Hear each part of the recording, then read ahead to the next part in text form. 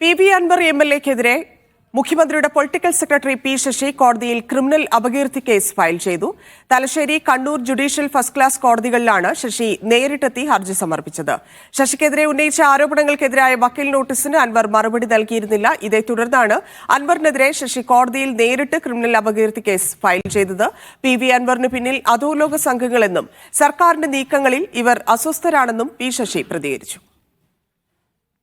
അത് എനിക്കെതിരായിട്ടുള്ളൊരു വിഷയമായിട്ട് മാത്രം നിങ്ങൾ കാണണ്ട.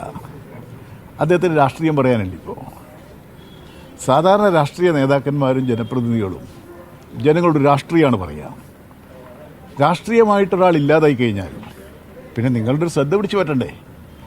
മാധ്യമ ശ്രദ്ധ പിടിച്ചു പറ്റാൻ പറ്റുന്നത് ഉന്നയിക്കുന്ന ആരോപണങ്ങൾ ചെയ്യില്ല എന്ന് ജനങ്ങൾക്ക് ഉറപ്പുള്ള ആളുകളുടെ പേരിൽ ആക്ഷേപം ഉന്നയിക്കലാണ്.